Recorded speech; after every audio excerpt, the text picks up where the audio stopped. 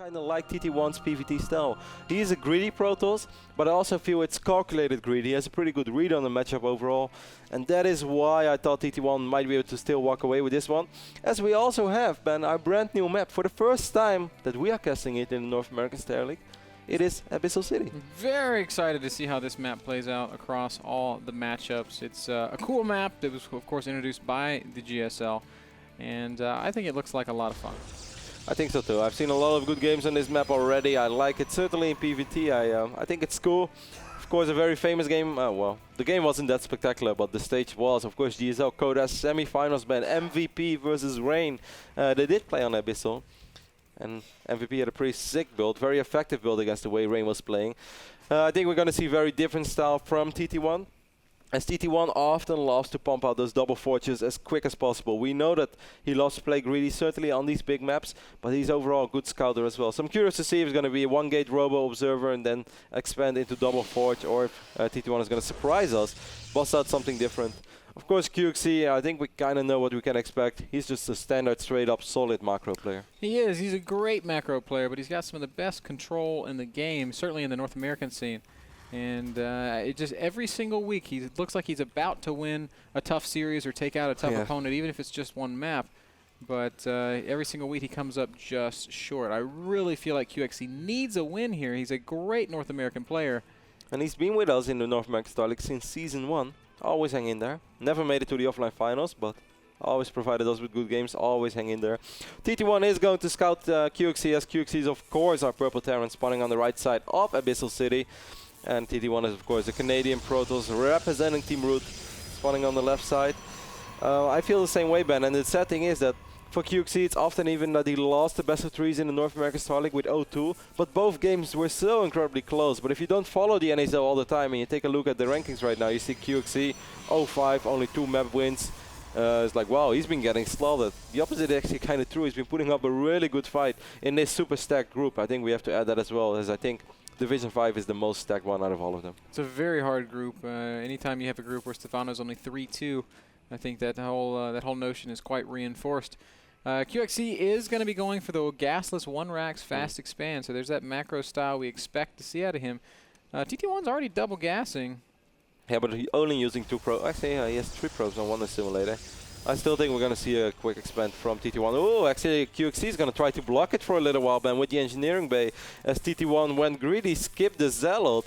And this might actually trigger some Blink Stalker play out of TT1, because it's going to take such a long time before he will be able to expand. Smart move by QXC. I can recommend this to all you Terran players out there. If Protoss skips the Zealot, go for that engineering bay block. It saves you so much time. Not just now, Ben, but look, this Stalker is right now going to be forced to work on this engineering base. So this Stalker can't be anywhere else. And as a Terran player, you're going to have vision on a part of Protoss army where normally at this phase of the game, you have absolutely no vision at all. And even if Protoss just expands behind this, but we already see 2 more gates going down, Ben. What is it going to be? Just 3-gate aggression? Or? I'm not sure. Looks like Stalker and the Probe are going to go ahead and cross the map. TT1 not starting a Nexus, so it could be some gateway aggression. TT1 does have 25 probes, Ben, and that's a little bit much if he just wants to go for some standard bust. A little bit ballsy here by QXC to have those Marines on this Zelnaga Watchtower. Even though he knows there's only 1 Stalker right now, imagine if 2 Stalkers would come out with a little bit of micro as soon as they enter the high ground, and this is a big surface area. So as Protoss player, you always want to kind of don't run into the Zelnaga immediately, just try to skip around over here, and then if you can get 3 shots off, he would have been able to deal a lot of damage to these Marines. Wow, QXC is just going to rally them across the maps. One Marine nearly catching the probe of TT1, but TT1 is paying more attention than QXC, manages to sneak it out of there. QXC is going to find this Stalker though from TT1. Meanwhile though, I think these 4 Marines, they pose a pretty serious threat. Warp Gate is not ready. I mean, it is ready, but the gateways are not warped in. Actually, it's just ready right now. These 4 Marines, man, are going to have free reign over this mineral line. Some probes will die. 2 probes have fallen already. We're almost certainly going to see a couple more probe kills. Here comes the first warp-ins. But the best thing about this, man, for QXC is that he's forcing a defensive warp-in. He sees everything. Excellent movement with those Marines. In the start, I thought it might have been questionable if the Stalkers would have found them early. This is so good for QXC. He's buying himself so much time. He got a great scout off. He knows everything that's going on. And he even took out 3 probes. It's really brilliant, man. 3 probes. He also killed a Stalker, Kev. As well as getting this huge scout, all at the cost of just 4, maybe 5 Marines. 4, yeah. Yeah, this is crazy. This is extremely good for QXC, and TT1 has so much money right now, but QXC is going to throw down more bunkers. He only has 8 Marines over here. I guess that's good enough. TT1, if he wants to make something happen, he's going to have to do it real soon.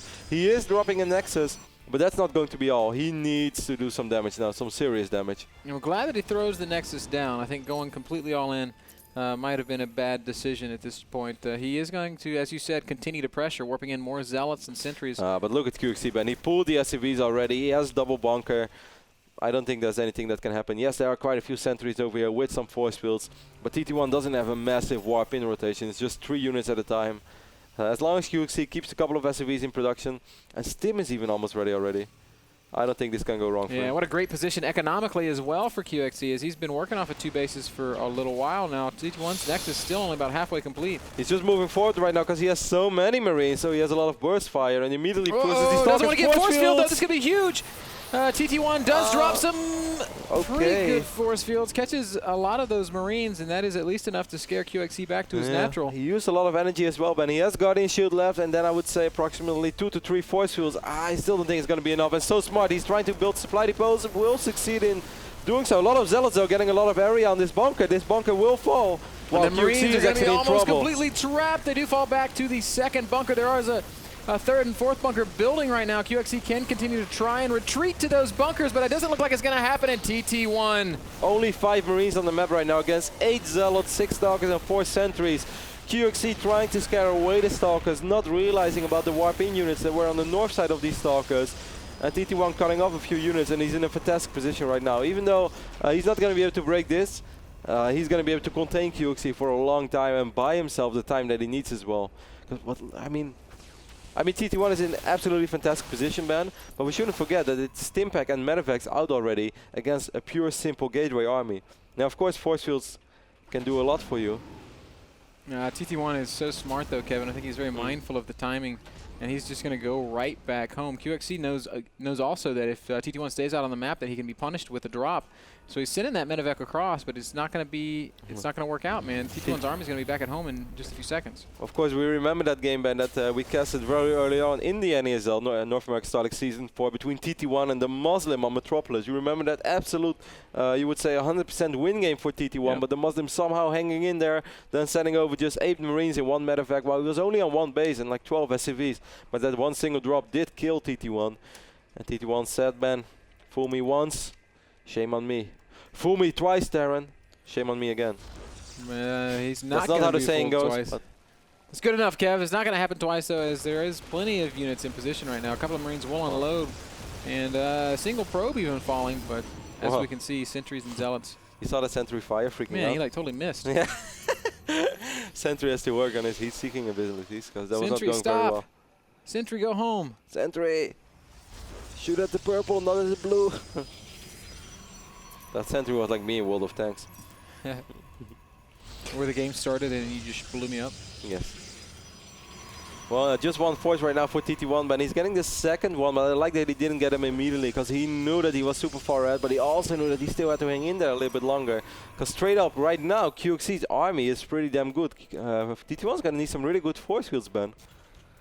I actually I'm starting to like QXC's position a little bit because Blink is still not ready. Charge is definitely not ready, not for a long time. And this is 4 Medevacs in a pretty serious bio army. There's really not a lot of DPS in this army of TT1. This can actually get very dicey. He's going to need some good force fields. We'll see exactly how this plays out. I'm not sure if QXC's going to have enough units, though. Those force fields do not help at all.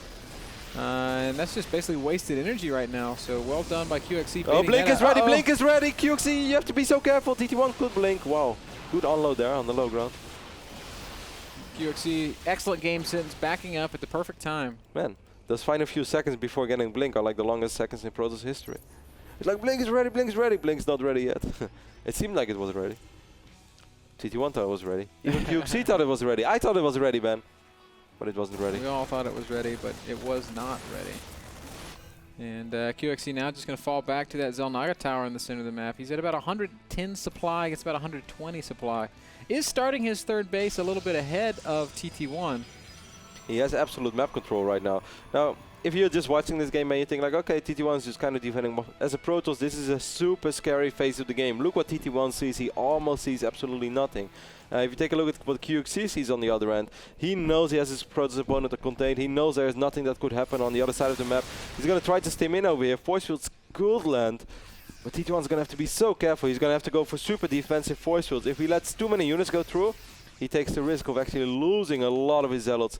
Charge is still not ready. Yeah, it's that point in the game where both players have to be so meticulous with their army control. I like how TT1 still keeps so many stalkers in his main base, just making sure that, okay, I can force field off. If he really wants to come, I'll just go for super defensive force fields, and I force field everything off, and I will still be able to get my stalkers in position, which is exactly what he wants to do right now.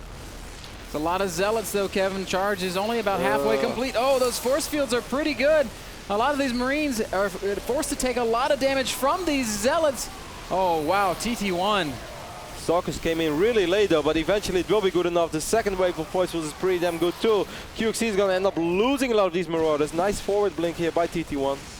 And that is going to force QXC into a full retreat, losing really nice a defense. lot of units there. But I've got to say, Kevin, if you look at the supplies, it's not that one-sided. It's still 107 Terran supply against 116 Protoss supply. It's certainly a win for TT1. Oh, he's going to be careful. He's going to try to blink ban, but here come the Stim Bio reinforcements are here, and there is concussive shells on these Marauders, so a few Stalkers going to be caught and killed. No, man. To the shadows they run. And by few, of course, I mean 2. Actually, the shadows are the other side of the Stalker, so they run away from the shadow. Mind-boggling, man. 2 upgrades are on the way for QXC. Of course, TT1 is on double forge now as well. He has 1-2 upgrades already, so that is going to work for him. That was still a really impressive hold, man. TT1, do not forget about your Stalkers. Well, he does definitely... Could have blinked there. Yeah, he definitely didn't have blink on cooldown. QXC pushing forward once again. TT1's entire army is waiting at this third base, though. I don't think QXC really has much of a chance of doing any substantial damage there, and I think he feels the same way as he is backing off. This orbital is so late though for QXC.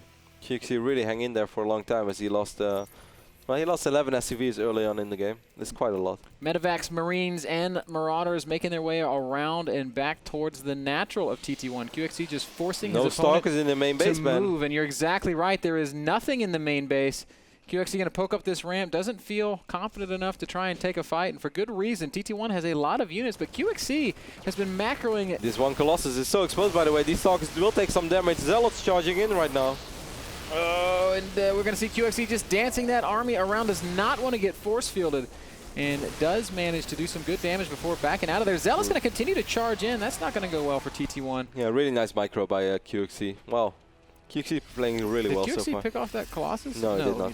It's still alive. Oh, QXC, just when I said he was playing so well, misrallying a few units. Now forward blink goes down. These Medevacs are quite low in HP, Ben. And there are 2 Colossi in this army, Kevin, and that's going to be very difficult for QXC to deal with. He is still ahead in supply, and a couple of Marauders trying to pick off there are no Zealots Colossus. At all. But the Colossi, they're not touched right now. There's nothing shooting the Colossi. They're dealing so much damage, and while these 2 Colossi only have 15 kills between them, they have just dealt immense damage to QXC's ground army and have forced him to back off once again.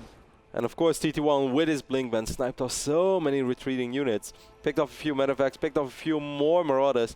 QXC is going to go up to 3 bases right now, so he will be able to keep up or even slightly outmine the economy of TT1.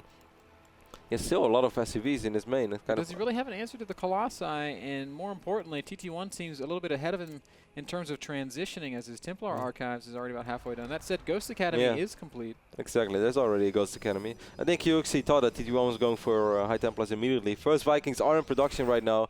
Oh, for a second that looks so tricky for TT1 because he just had absolutely no Zealots to absorb any shots.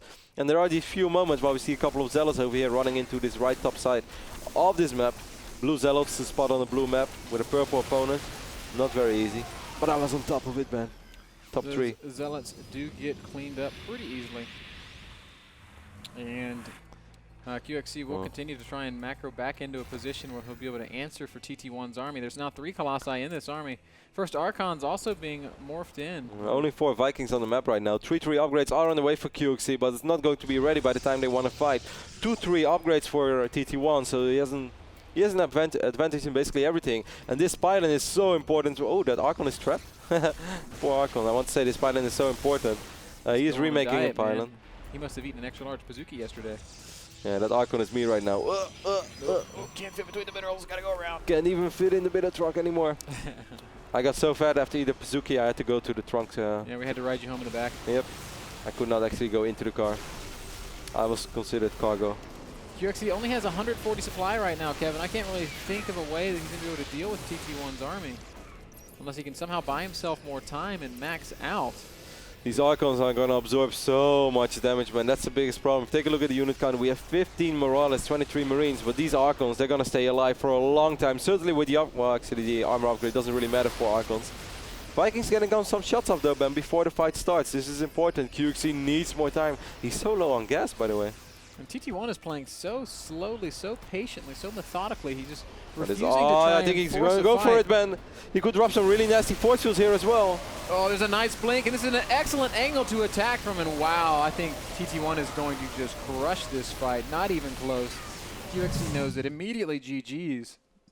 And TT1 is going to take game number 1. I got to tell you, he's looking pretty sharp for somebody that's not, quote, practicing Wings of Liberty. Yeah, I've seen him stream Wings of Liberty a few times, though. So the old statement of TT1, I only play Heart of the Swarm from now on, is definitely not true. That's typical TT1, man. Yeah. It's I only do this. It's only floats.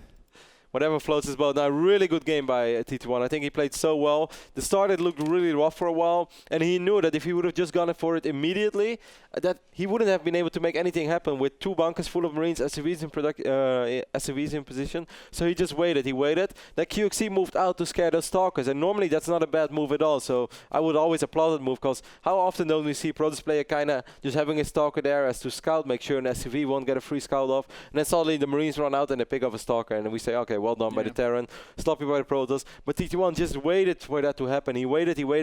Then when the Marines were out of position, he dropped the force fields. That turned around everything. But some really nice defensive play by TT1 later as well. TT1 played a great game there. QXC made a couple of small mistakes. I think he played a good game too, though, Kevin, and I'm still confident he can bounce back. That last one brought to you guys by LABite.com. If you live in the Los Angeles or Orange County areas and you're hungry and you don't want to leave the comfort of your computer chair, head over to LABite.com. They will pick up and deliver from any of the more than 1,000 gourmet restaurants serving the Los Angeles and Orange County areas and deliver them to you. Use the promo code NASL for a discount. LABite.com. We're going to take a quick break. Game 2, QXC, TT1, NASL.